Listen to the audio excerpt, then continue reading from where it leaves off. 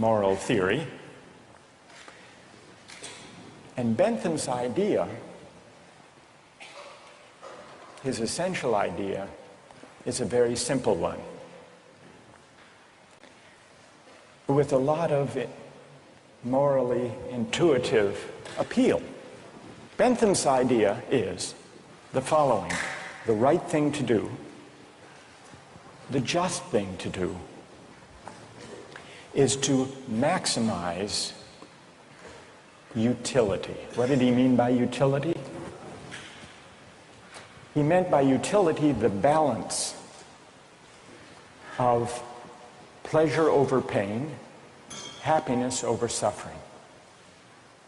Here's how he arrived at the principle of maximizing utility.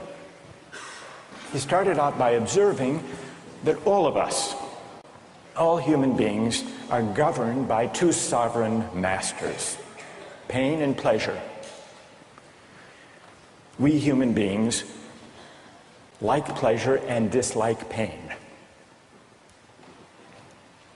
And so we should base morality, whether we're thinking about what to do in our own lives, or whether as legislators or citizens we're thinking about what the laws should be. The right thing to do, individually or collectively, is to maximize, act in a way that maximizes the overall level of happiness. Bentham's utilitarianism is sometimes summed up with the slogan, "the greatest good for the greatest number." With this basic principle of utility on hand, let's begin to test it and to examine it by turning to another case, another story, but this time not a hypothetical story, a real-life story, the case of the Queen versus Dudley and Stevens. This was a 19th century British law case that's famous and much debated in law schools. Here's what happened in the case. I'll summarize the story, then I want to hear how you would rule, imagining that you're the jury. A newspaper account of the time described the background. A sadder story of disaster at sea was never told than that of the survivors of the yacht Mignonette. The ship foundered in the South Atlantic, 1,300 miles from the Cape. There were 4 in the crew. Dudley was the captain, Stevens was the first mate, Brooks was a sailor, all men of excellent character, or so the newspaper account tells us. The 4th crew member was the cabin boy, Richard Parker, 17 years old. He was an orphan. He had no family. And he was on his first long voyage at sea. He went, the news account tells us, rather against the advice of his friends. He went in the hopefulness of youthful ambition, thinking the journey would make a man of him. Sadly, it was not to be. The facts of the case were not in dispute. A wave hit the ship, and the Mignonette went down. The 4 crew members escaped to a lifeboat. The only food they had were 2 cans of preserved turnips, no fresh water. For the first 3 days, they ate nothing. On the 4th day, they opened one of the cans of turnips and ate it. The next day, they caught a turtle. Together with the other can of turnips, the turtle enabled them to subsist for the next few days, and then for 8 days, they had nothing. No food, no water. Imagine yourself in a situation like that. What would you do? Here's what they did. By now, the cabin boy, Parker, is lying at the bottom of the lifeboat in the corner because he had drunk seawater against the advice of the others, and he had become ill, and he appeared to be dying. So on the 19th day, Dudley, the captain, suggested that they should all have a lottery, that they should draw lots to see who would die to save the rest. Brooks refused. He didn't like the lottery idea. We don't know whether this was because he didn't want to take the chance or because he believed in categorical moral principles. But in any case, no lots were drawn. The next day, there was still no ship in sight, so Dudley told Brooks to avert his gaze, and he motioned to Stevens that the boy Parker had better be killed. Dudley offered a prayer. He told the boy his time had come, and he killed him with a penknife, stabbing him in the jugular vein. Brooks emerged from his conscientious objection to share in the gruesome bounty. For 4 days, the three of them fed on the body and blood of the cabin boy. True story. And then they were rescued. Dudley describes their rescue in his diary with staggering euphemism, quote, "On the 24th day, as we were having our breakfast, a ship appeared at last. The three survivors were picked up by a German ship. They were taken back to Falmouth in England, where they were arrested and tried. Brooks turned state's witness. Dudley and Stevens went to trial. They didn't dispute the facts. They claimed they had acted out of necessity. That was their defense. They argued, in effect, better that one should die so that three could survive. The prosecutor wasn't swayed by that argument.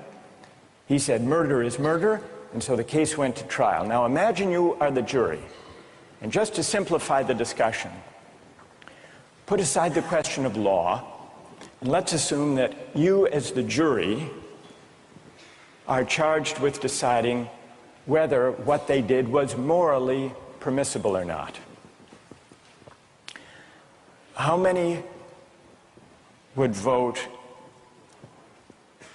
not guilty, that what they did was morally permissible?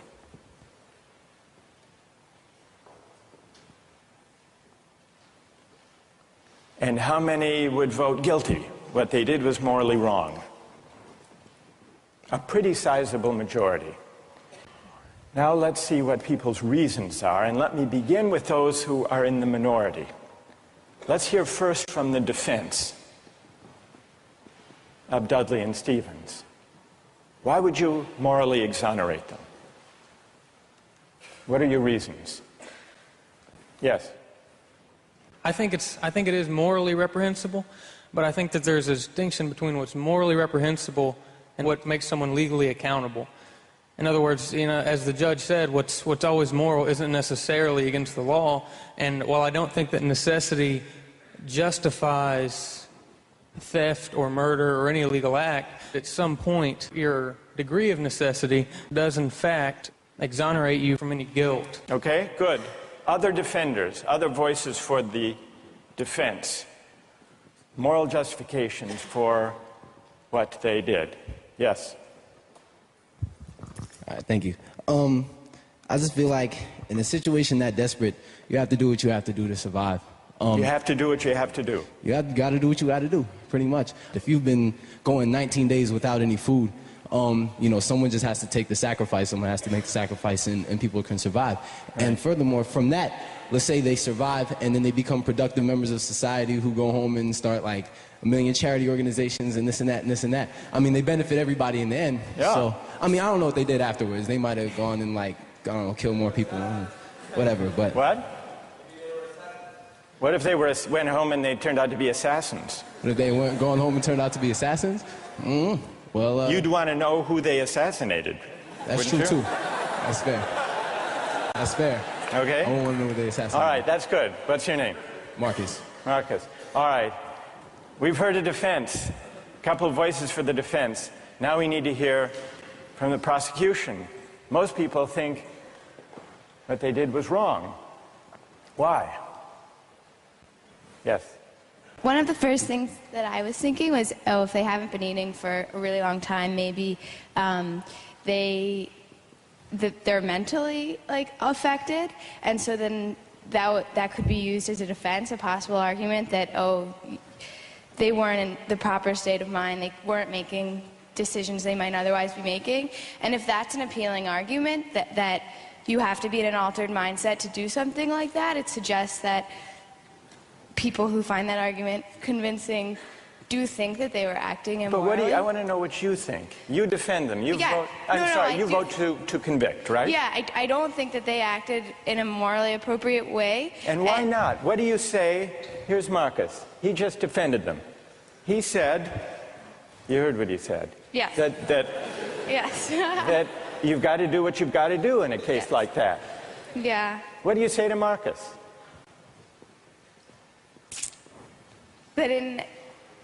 That there's no situation that would allow human beings to take the idea of fate or that the other people's lives in their own hands, that we don't have that kind of power. Good. Okay. Thank you. And what's your name? Britt. Britt? Yes. Okay. Who else? What do you say? Stand up.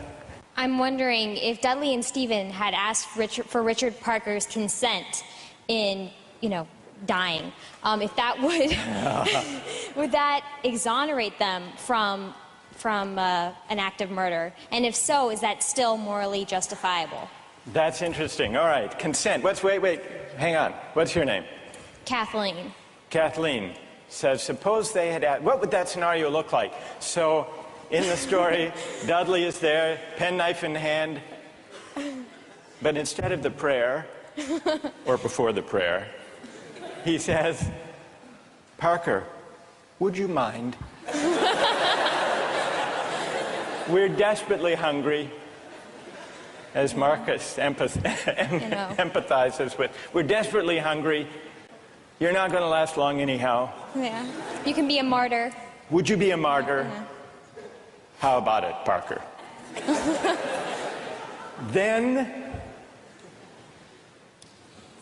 Then what do you think? Would it be morally justified then? I don't think it would. Suppose Parker, in his semi-stupor, says, okay. I don't think it would be morally justifiable, but I'm wondering Even then it wouldn't be. No. You don't think that even with consent, it would be morally justified. Are there people who think, who want to take up Kathleen's consent idea and who think that that would make it morally justified? Raise your hand if it would, if you think it would. That's very interesting. Why would consent make a moral difference? Why would it? Yes. Well, I just think that if he was making his own original idea and it was his idea to start with, then that would be the only situation in which I would see it being appropriate in any way. Because that way you couldn't make the argument that he was pressured, it's 3-to-1 or whatever the ratio was. Right. And I think that if he was making a decision to give his life, then he took on the agency to sacrifice himself, which some people might see as admirable, and other people might disagree with that decision. So if he came up with the idea, that's the only kind of consent we could have confidence in morally, then it would be okay. Otherwise, it would be kind of coerced consent under the circumstances, you think. Is there anyone who thinks that even the consent of Parker would not justify